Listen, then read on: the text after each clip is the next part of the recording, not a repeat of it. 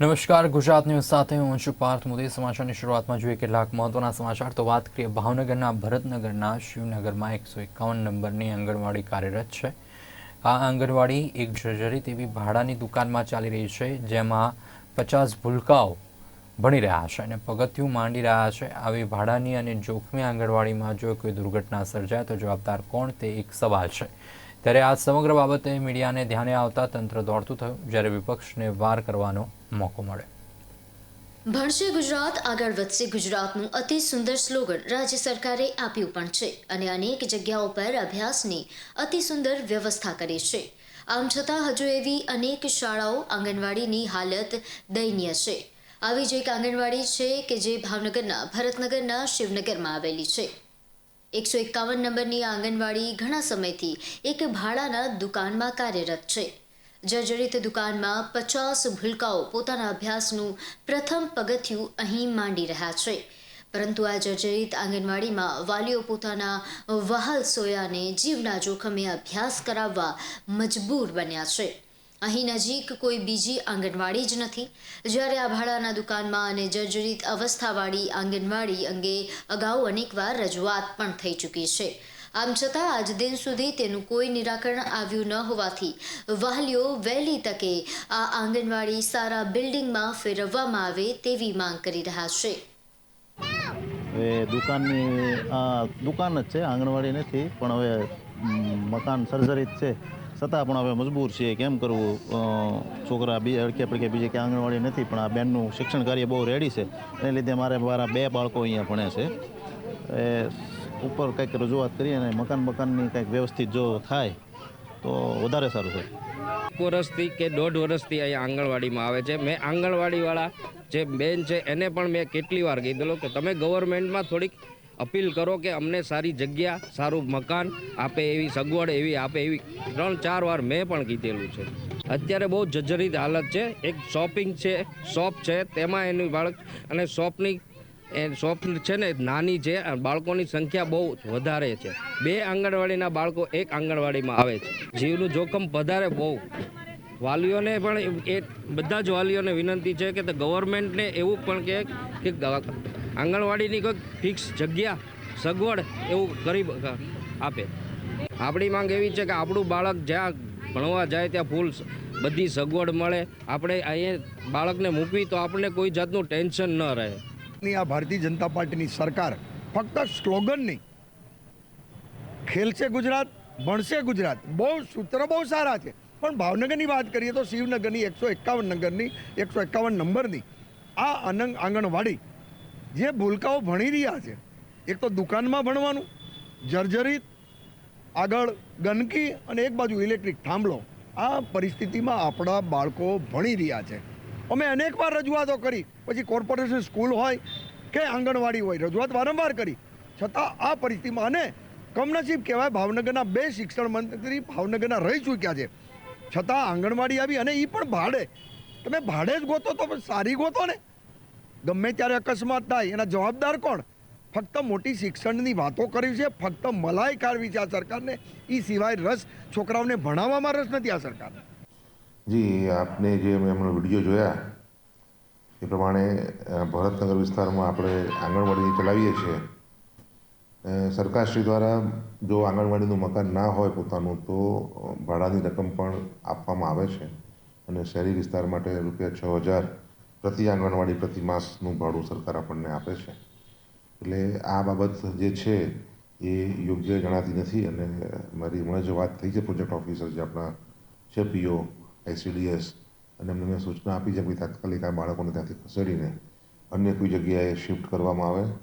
જર્જરિત અને ભાડાની દુકાનમાં ચાલતી આંગણવાડીને લઈને વિપક્ષને પણ શાસક પક્ષ પર પ્રહાર કરવાનો મોકો મળી ગયો અને આમાં ક્યાંથી ભણશે ગુજરાત, કેમ આગળ વધશે ગુજરાત જેવા સવાલો ઉઠાવ્યા હતા। જ્યારે આ તકે મહાનગરપાલિકા કમિશનરે કહ્યું કે તેમને મીડિયાના માધ્યમથી આ બાબતની જાણ થતાં તેની તપાસ અને વહેલી તકે સારા બિલ્ડિંગમાં આંગણવાડી ફેરવવા અંગેની સૂચના આપી દેવામાં આવી છે। ભાડાના મકાનમાં ચાલતી આંગણવાડીમાં પ્રતિમાસ 6,000 સુધીનું ભાડું સરકાર દ્વારા ચૂકવવામાં આવે છે, જ્યારે આ વિસ્તારમાં આ ભાડામાં આંગણવાડી લાયક જગ્યા ન મળતી હોય વધારાનું ભાડું મહાનગરપાલિકા ચૂકવશે તેમ જણાવ્યું હતું, જ્યારે ભવિષ્યમાં આ વિસ્તારમાં માલિકીની જગ્યામાં આંગણવાડીનું નિર્માણ પણ કરવામાં આવશે. રાજ્ય સરકાર જે છે એ શિક્ષણ પાછળ કરોડો રૂપિયા ખર્ચી રહી છે, અને ખાસ જ્યારે વાત કરીએ આવનારા ભારતના ભવિષ્યની, એટલે કે નાના ભૂલકાઓની, તો નાના ભૂલકાઓ છે તેને અત્યારથી જ સારું શિક્ષણ મળી રહે એને લઈને ખૂબ સારી આંગણવાડીઓ છે એ કાર્યરત છે. પરંતુ વાત કરીએ એક એવી આંગણવાડીની કે જે ભાવનગર શહેરના ભરતનગરના શિવનગરમાં આવેલી છે. આ આંગણવાડી જે છે એક દુકાનની અંદર જે છે એ કાર્યરત છે. આ દુકાન જે છે એ હાલ જર્જરિત હાલતમાં છે, કે જેની અંદર હાલ 50 જેટલા બાળકો જે છે એ જીવના જોખમે જે છે એ અભ્યાસ કરી રહ્યા છે. ચોક્કસ જ્યારે સરકાર જે છે એ નાના બાળકોને એના અભ્યાસને લઈને ખૂબ સારી સવલતો જે છે એ આપતી હોય છે, ત્યારે આ જે પ્રકારની આંગણવાડી હાલ કાર્યરત છે કે જેની અંદર બાળકોના જીવનું જે છે એક પ્રકારે જોખમ જે છે એ જોવા મળ્યું છે. સૌથી મહત્ત્વની વાત કરીએ તો એક સમયે જ્યારે કે શિક્ષણ મંત્રીઓ જે હતા એ ભાવનગરના હતા, અને આ સમયે પણ ભાવનગર જે છે એની આંગણવાડીઓ છે એ આવી હતી, ત્યારે હાલ પણ આંગણવાડીઓ છે કે જેની અંદર બાળકો જે છે એ જીવના જોખમે અભ્યાસ કરી રહ્યા છે. ત્યારે આ બાળકોને ખૂબ સારી સગવડ મળે, ખૂબ સારી આંગણવાડીનું બિલ્ડિંગ મળે એ જરૂરી છે. કેતન નાગપુરા, ગુજરાત ન્યૂઝ, ભાવનગર. અયોધ્યામાં ભવ્ય રામ મંદિરની પ્રાણ પ્રતિષ્ઠા બાદ રામલલ્લાના દર્શન જવા ભક્તોમાં ઉત્સુકતામાં વધારો જોવા મળી રહ્યો છે. ત્યારે સાબરમતી રેલવે સ્ટેશનથી વિશેષ આસ્થા ટ્રેનનું પ્રસ્થાન કરવામાં આવ્યું હતું. અમદાવાદથી અયોધ્યા સુધીની વિશેષ ટ્રેનનું મુખ્યમંત્રી ભૂપેન્દ્ર પટેલના હસ્તે પ્રસ્થાન કરવામાં આવ્યું હતું. 1000થી વધારે રામ ભક્તોએ મુસાફરી કરી હતી, જેને લઈને સમગ્ર ટ્રેન જય શ્રી રામ નામના નારા સાથે ગુંજી ઉઠી હતી.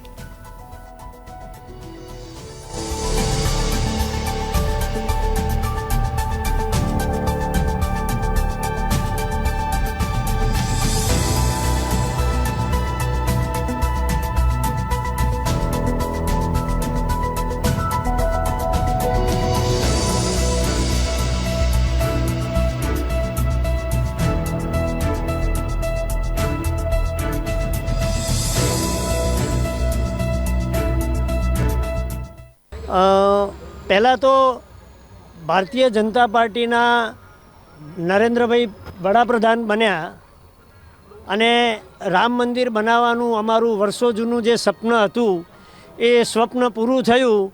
એના અનુસંધાને અમે આ રામ અયોધ્યા દર્શન કરવા માટે જઈ રહ્યા છીએ. અમારા વોર્ડમાંથી લગભગ 60થી 70 લોકો છીએ.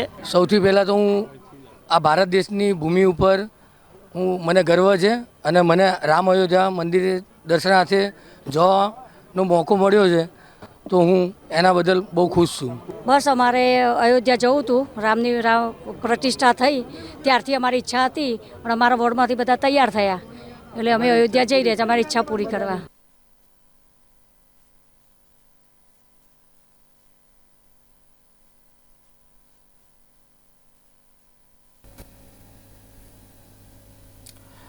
ગાંધીનગરથી આદેશ છૂટ્યા બાદ ગુજરાતભરમાં મનપા અને નગરપાલિકા આરોગ્ય વિભાગ કામે લાગ્યું છે. ત્યારે રાજકોટમાં મનપાના આરોગ્ય વિભાગ દ્વારા ચેકિંગ હાથ ધરવામાં આવ્યું હતું.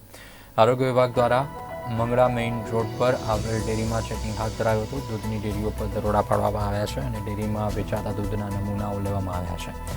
રાજકોટ મનપા આરોગ્ય વિભાગ દ્વારા છેલ્લા 2 દિવસમાં 30 જેટલી દૂધની ડેરીઓમાંથી નમૂના લેવામાં આવ્યા છે. ત્યારે સતત 3જા દિવસે નમૂના લેવાની કામગીરી યથાવત રાખવામાં આવી છે અને વિશાલ ડેરીમાં દૂધના નમૂના લેવામાં આવ્યા છે, જે સેમ્પલ માટે મોકલવામાં આવશે.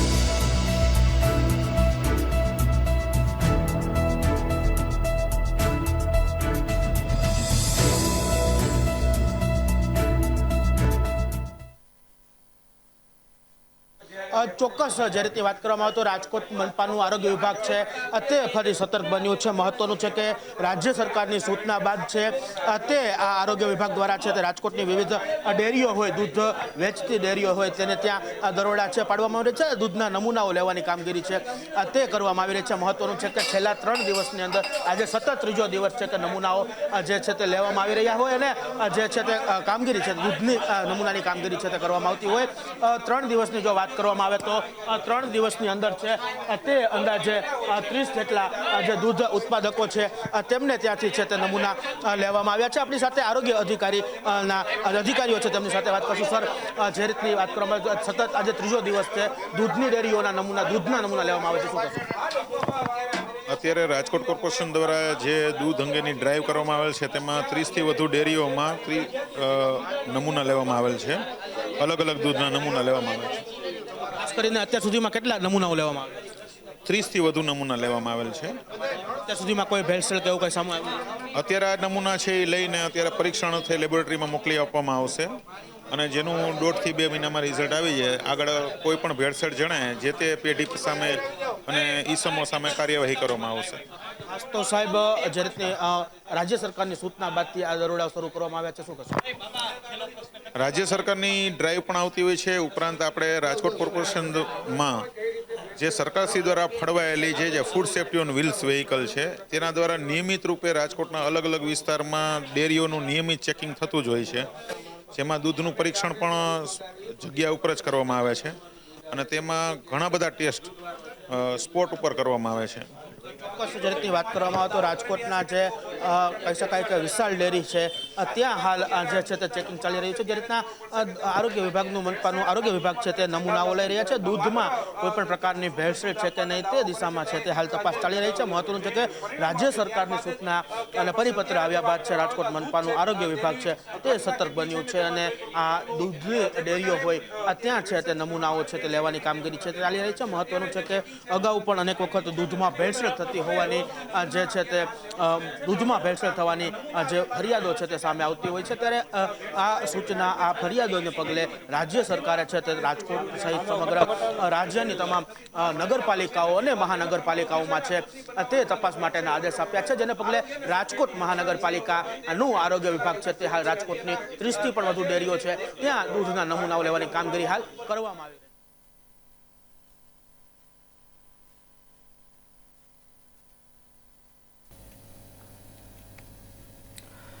રાજકોટમાં પાણીની પરાયણ યથાવત છે.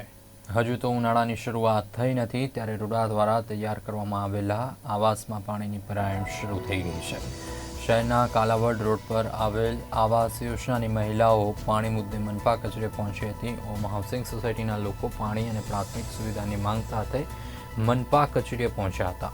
રૂડા દ્વારા બનાવેલ આવાસમાં છેલ્લા 1.5 વર્ષથી લોકો રહેવા આવ્યા છે ત્યારે લાઇટ, પાણી અને રસ્તાની સુવિધા માટે માંગ કરવામાં આવી છે.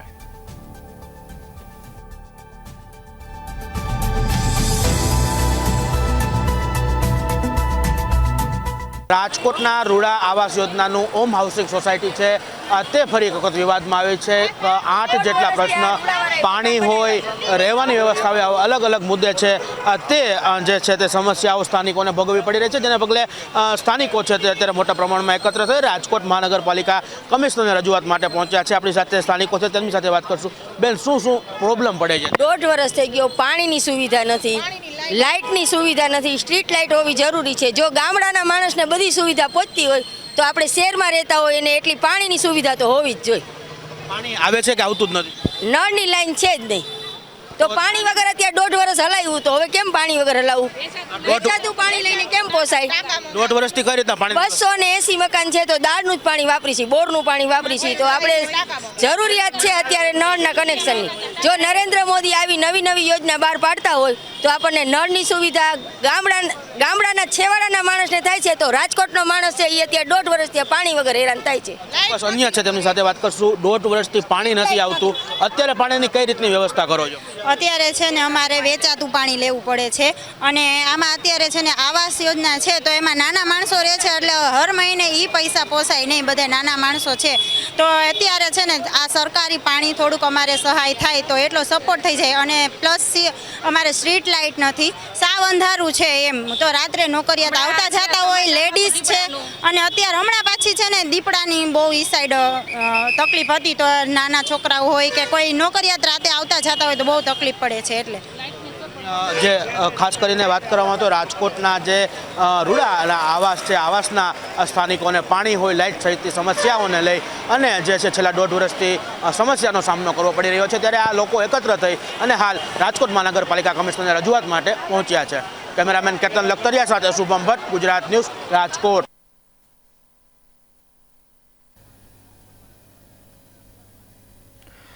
અમદાવાદમાં કોર્પોરેશન દ્વારા જુદા જુદા વિસ્તારમાં આરસીસી રોડ બનાવવામાં આવી રહ્યા છે, જે ખૂબ જ સરાહનીય કહી શકાય, પરંતુ આરસીસી રોડની સાઇઝને લઈને સ્થાનિકો ખૂબ જ મુશ્કેલીમાં મુકાઈ ગયા છે.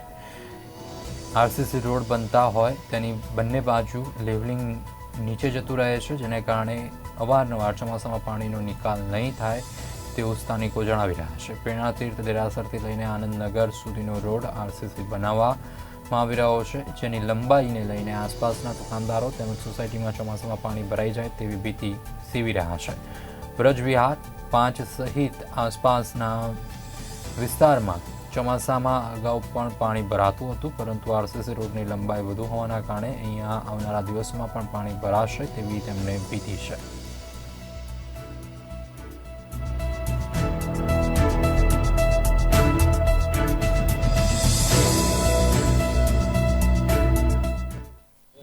અમદાવાદમાં જુદી જુદી જગ્યાએ વ્હાઇટ ટોપિંગ રોડ એટલે કે આરસીસી રોડ બનાવવાની કોર્પોરેશન દ્વારા શરૂઆત તો કરવામાં આવી છે, પરંતુ આ શરૂઆત ખૂબ જ ધીમી છે.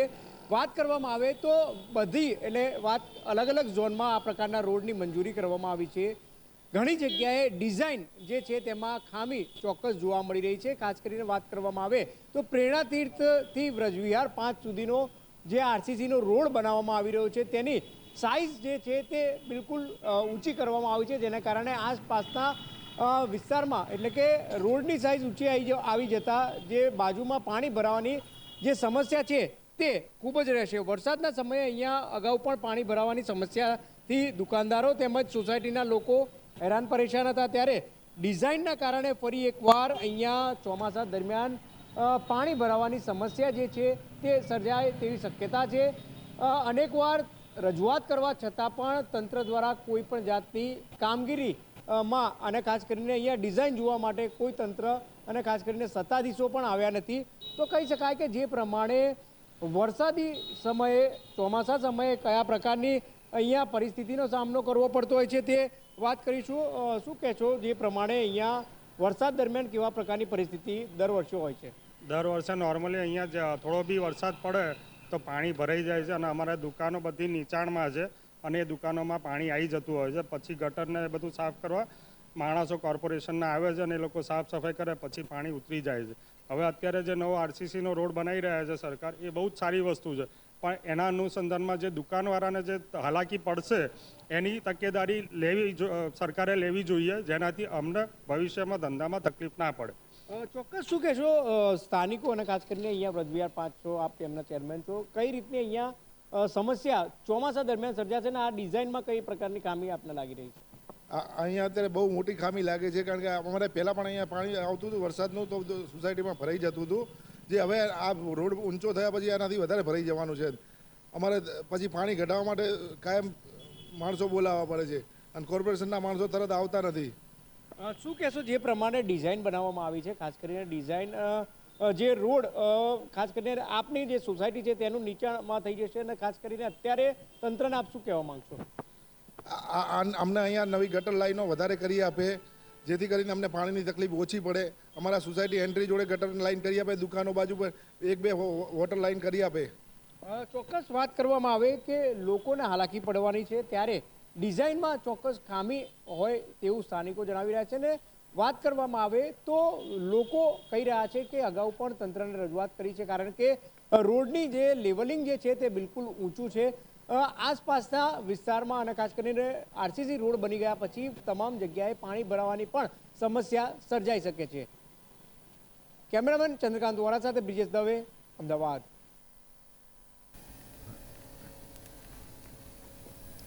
લાખો લોકોના પૂજ્યદેવ જલારામ બાપા અંગે કલોલના ભાજપના ધારાસભ્ય ફતેહસિંહ ચૌહાણે જલારામને ભગવાન બનાવી દીધા. આ આપણી કમનસીબી છે. તેઓ વાણીવિલાસ કરતા સૌરાષ્ટ્રમાં રોષની લાગણી જન્મી છે. જલારામ બાપા રઘુવંશી ઉપરાંત દરેક સમાજ માટે આસ્થા અને વિશ્વાસનું સ્વરૂપ છે. ધારાસભ્યના વફાટથી રઘુવંશી સમાજમાં સૌરાષ્ટ્રભરમાં ઠેર ઠેર રોષ ફેલાયો છે. રઘુવંશી યુવા શક્તિ સંઘ દ્વારા ઉગ્ર વિરોધની ચીમકી પણ ઉચ્ચારવામાં આવી છે અને ભાજપના પ્રદેશ પ્રમુખ ધારાસભ્યને આ માટે ઠપકો આપીને તેના વિરુદ્ધ કાર્યવાહી કરવા માટેની પણ માંગ કરવામાં આવી છે.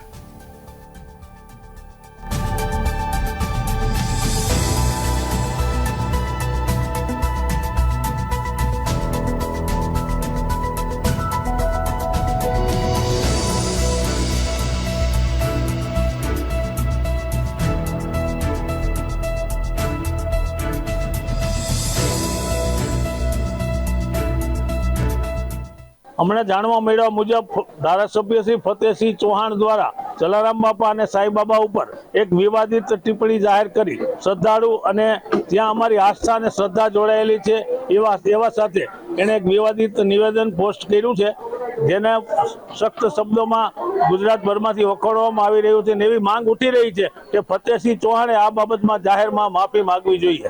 આજરોજ જે સમાચાર સાંભળવામાં આવી રહ્યા છે કે કલોલના ધારાસભ્ય ફતેહસિંહ ચૌહાણે જે નિવેદન આપ્યું છે કે જલારામ બાપા ભગવાન નથી તથા સાંઈ બાબા પણ ભગવાન નથી, આવું કહીને એને બહુ જ ખોટું કર્યું છે. આવું એને ન બોલવું જોઈએ. આવું જે ગેરવર્તન સમજો કે આવું વાક્ય બોલીને એને અમારી લાગણીને ઠેસ પહોંચાડી છે.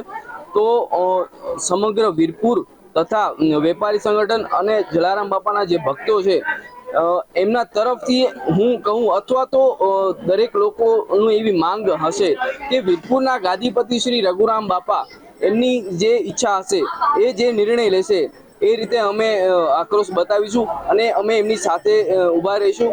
અને વીરપુરના લોકોમાં જે રોષ જોવા મળી રહ્યો છે એ ખૂબ જ ઉગ્ર છે.